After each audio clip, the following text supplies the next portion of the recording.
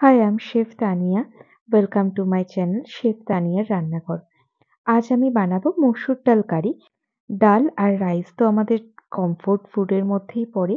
তো আজকে একটু ডালটা বানাবো অন্যরকম ভাবে। তো কিভাবে বানাচ্ছি সেটাই শেয়ার করছি আপনাদের সাথে। তো এখানে আমি প্রথমে একটা কড়াই নিয়ে নিয়েছি।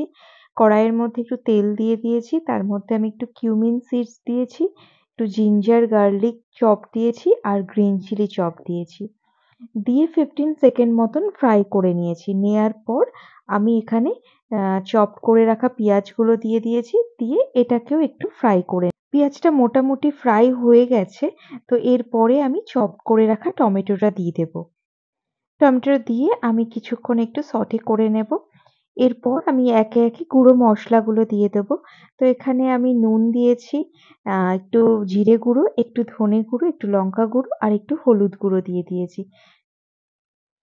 এবার আমি বেশ কিছুক্ষণ এটা কুক করে নেব যতক্ষণ না টমেটোটা সফট হয়ে যায় আর মসলার যে স্মেলটা থাকে সেই স্মেলটা না চলে যায় ততক্ষণ অবধি কুক করব। তো যদি মনে হয় খুব ড্রাই হয়ে আসছে তো তাহলে অল্প সামান্য একটু জলও অ্যাড করে দিতে পারেন। মসলাটা মোটামুটি রেডি হয়ে গেছে। তো এখানে আমি মসুর ডাল ১ কাপ নিয়েছি।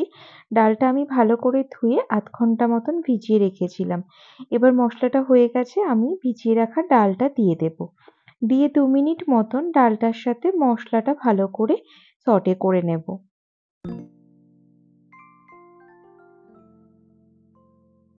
২ মিনিট ডালটা ফ্রাই করে নেয়ার পর এরপর আমি জল দিয়ে দিচ্ছি। এখানে আমি ইউজ করেছি ওয়ার্ম ওয়াটার।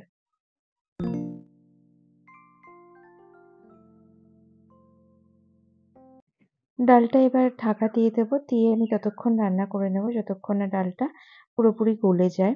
তো ২০ মিনিট পর আমি একটু চেক করে দেখছি ডালটা হয়ে গেছে কিনা। তো ডালটা আমার ভালোভাবেই এখানে সেদ্ধ হয়ে গেছে। আপনারা চাইলে এটা প্রেসার কুকারেও করতে পারেন। তো ডালটা হয়ে গেছে, সবশেষে আমি একটু গরম মসলা দিয়ে দেবো আর একটু ঘি দিয়ে দেবো। দিয়ে ভালো করে মিক্স করে নেব। এই ডালটা আপনারা ভাতের সাথেও খেতে পারবেন, রুটি বা পরোটার সাথেও খেতে পারবেন। ভিডিওটা কেমন লাগলো অবশ্যই জানাবেন। ভালো লাগলে একটা like, comment, share and subscribe করে দেবেন। সবশেষে আমি একটু ধনেপাতা ছড়িয়ে দিয়ে নামিয়ে নেব। রেডি হয়ে গেছে আমাদের মসুর ডাল কারি।